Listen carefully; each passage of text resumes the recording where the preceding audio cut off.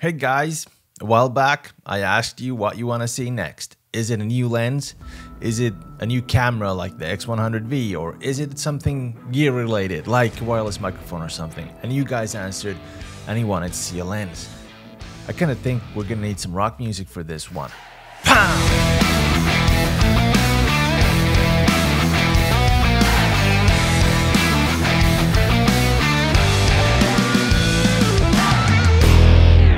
Now this isn't a pixel peeping review, this is a user experience of this lens, so keep that in mind. Ever since I changed to Fuji, I have really wanted to test this lens out. There is nothing like it, or actually there is one thing that's a little bit like it, but I'm just gonna come back to that later. And it's this lens right here, the BEHEMOTH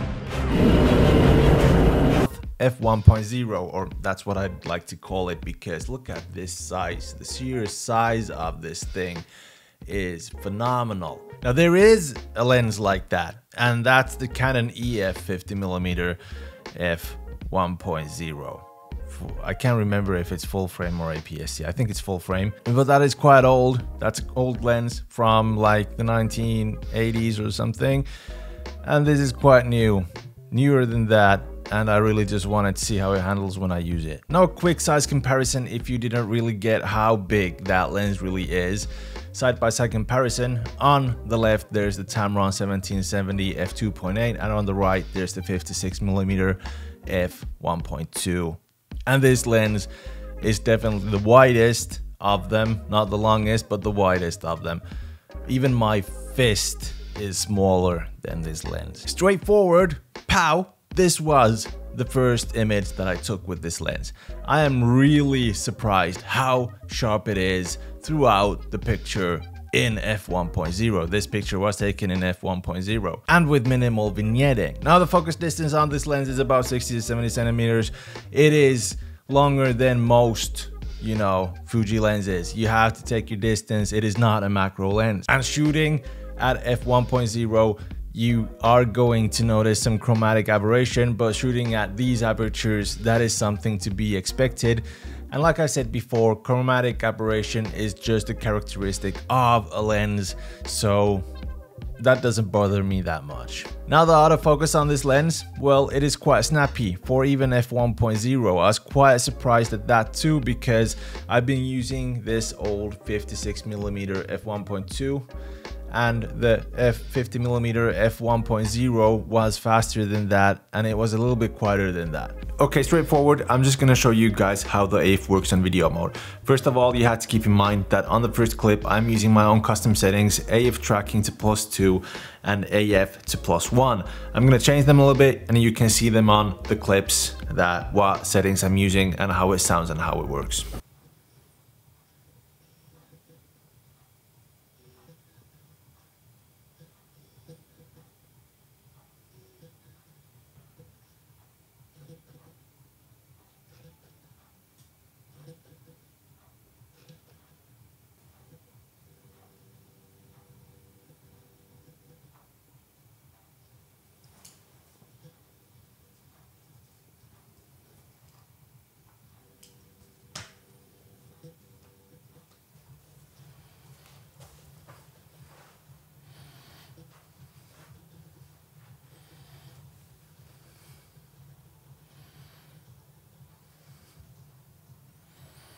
Okay, so this is pretty much where the focusing distance ends.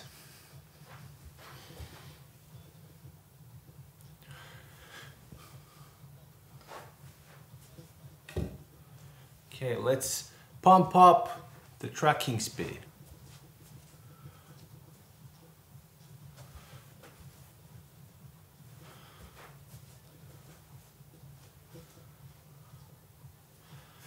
As you can see, when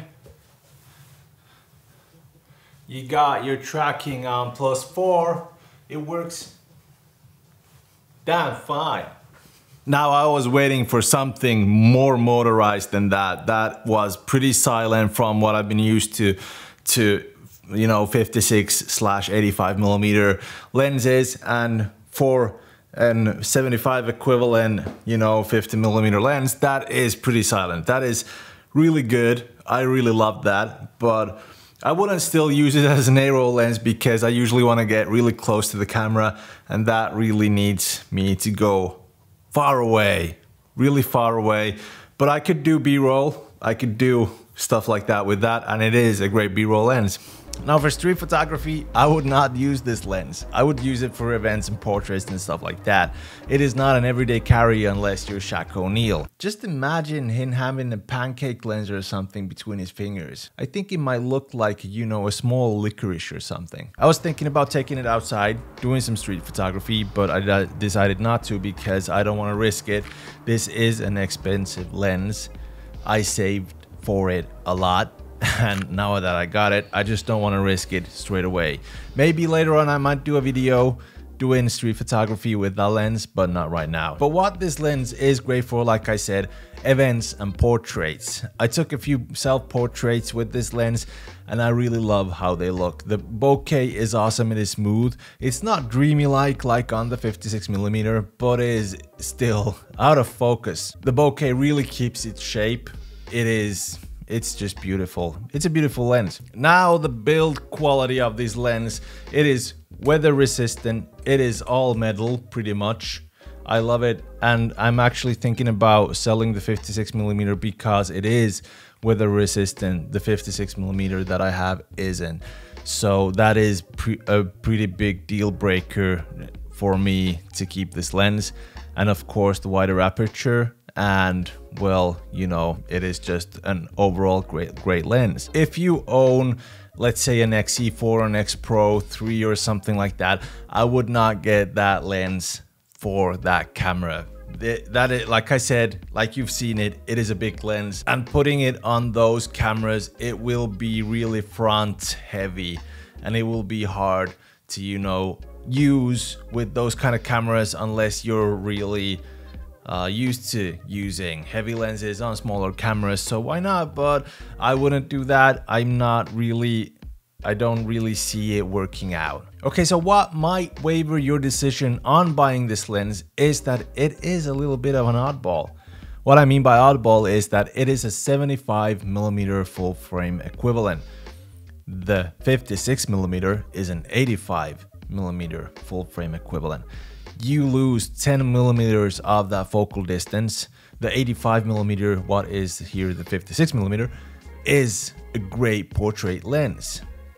But I see it as a positive. The 75mm is a positive to me. I can take a little bit of a wider shot. I can always crop it in if I need to. And I get more of the surroundings with that awesome bokeh and separation of the subject. Now this was a quick user experience of this lens. What I've used it so far in 2 days. I've had it for 2 days. So yeah, it's still a honeymoon phase, but I'm definitely gonna have to do a comparison on the, you know, the 50 and 56mm, so I can decide which one I'm actually really gonna keep. And if you think you know which one to keep, comment down below and I'll take your comments in really good consideration, because some of you guys really know what you're doing. And yeah, so which one should I sell? The 56 or the 50? Don't know yet. And of course, the money I get from selling these equipments, I buy new equipment. So there's that. But hey, this is it for the video. If you liked the video, remember to like, subscribe, hit the bell icon. I'm trying to make an outro interesting. I have no idea how to make it. Just subscribe and like, you know. Okay, Google, turn off the lights. See ya.